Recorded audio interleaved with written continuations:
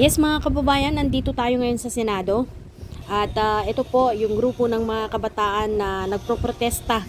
Gusto nilang ipahuli si Bato de la Rosa, gusto nilang ipa-impeach si BP Sara, at gusto rin nilang matanggal si Senate President Cayetano. Ito na yung mga maakyat sa bundok. Kasi may baril-baril. Ayan, takbuhan po yung mga kapulisan kasi nandun na po sa kabila yung iba. Ayan, takbuhan na sila.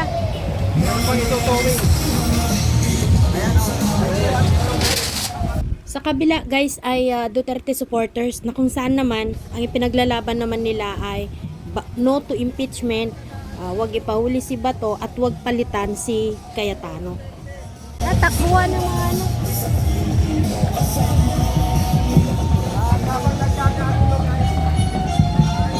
So ito guys, ang hakbang ng Maisog ay nandito po, samantalang yung mga kabataan party list ay nandito naman po sa kabila.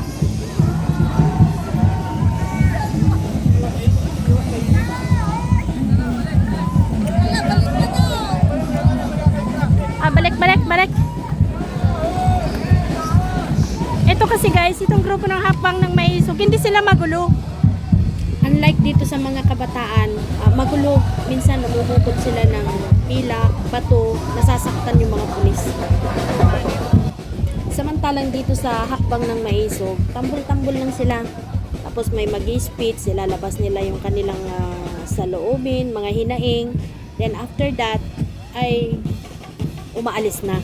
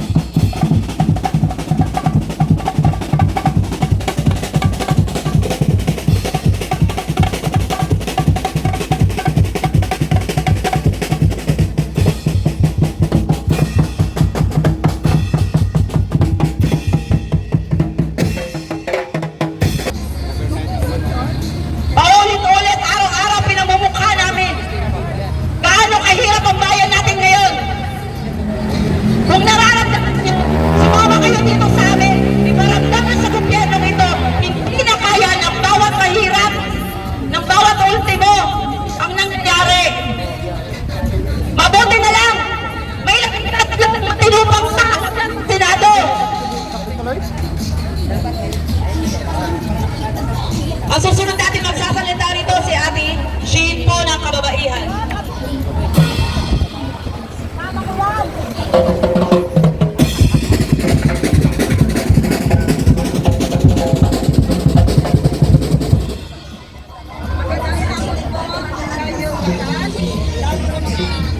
Malakas yung boses naman po. I will pray so hard. Ayawan mo na Lalo na sa ating bansa na hindi na mabuti ang kalagayan. Isipin mo na lang ang nangyayari ngayon sa ating bansa. Malakas man, Che. Kahirap isipin gabi-gabi at magdasal para sa kinabukasan nating lahat. Maraming salamat sa iyo kasi Senate Cayetano. Pinagdasal kita na ikaw manalo. Dahil alam ko, mabuting tao ka at sumusunod ka sa dikta ng iyong puso kung saan ang tama at tamang direksyon para sa bansa na ito. At sana kayong dati ng Senator makumampi kay Cayetano. Sana huwag niyo siyang lisanin. Sana manatiling kayo sa kanya. At sana gawin niyo ang tama. Gawin niyo ang tama para sa bansa na ito at para sa Pilipino at sa ating lahat. At doon naman po sa ICC, malapit-lapit na kayo mawasak. Wala kayo kaugnayan dito sa Pilipinas. Tapos na kayo. Kayo ay isang sindikato malaki sa buong mundo. Binabayaran kayo ng mga high-profile na politiko. Ang hinuhuli nyo ay ang mga high-profile na kayang tubusin at bayaran kayo dahil doon kayo kumikita. Tama ba o hindi? kidnap si Tatay Digong at doon manatili na mahigit isang taon sa lihap sa Netherlands. Nanggaling na ako doon. Naawa ako kay Tatay Digong. Pinagdadasal ko na bigyan siya ng malakas na katawan na manatili, naging mabuti ang kalagayan niya doon sa lihap. Tatay Digong, huwag po kayong mag-alala. All the Filipino people, we believe in you. Naniniwala kami sa iyo dahil tama at tugma lahat ang iyong sinasabi sa amin. Nakikinig ako sa bawat speech mo sa TV o sa pangangampanya mo.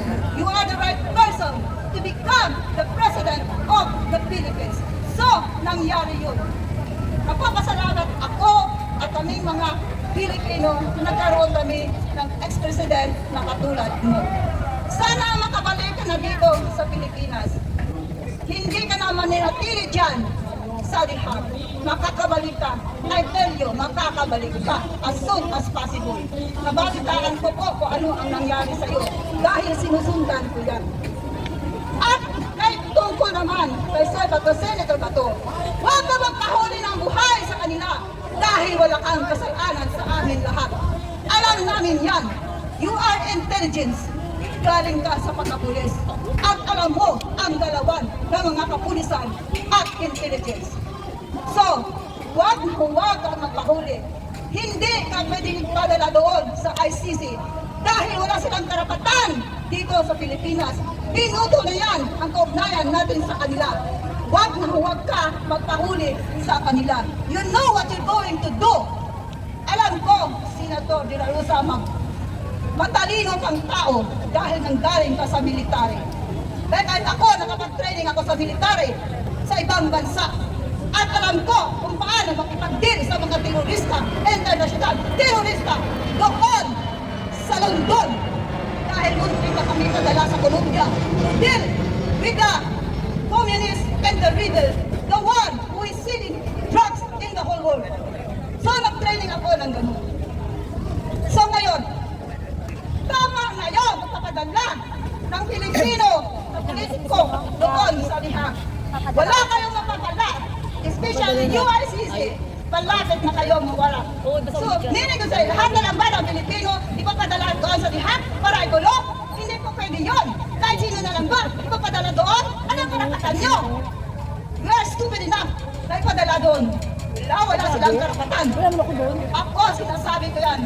Dahil naaawa ako sa bansa natin. Dahil naaawa ko sa nangyayari sa bansa natin. Ang mga mahihirap ay lalo naghihirap. Paulit-ulit ko yan sinasabi sa inyo. Mag-isip-isip kayo. Lahat ginagawa natin. Nakahanap buhay tayo ng patas. Pero sila, ng mga magnanakaw, mga salot sa Pilipinas, bakit hanggang ngayon sa flood control, wala nakukulong? Saan sila? Saan ang mga tao ngayon na nagnanakaw ng pira ng kaban ng taong bayan? Nandyan lang sila sa paligiran. Sabi mong Bongbong Marcos, ipapahuli mo sila. Pero saan? Meron ka ba pinahuli? Wala. Wala may isa na kulong sa kanila sa flood control.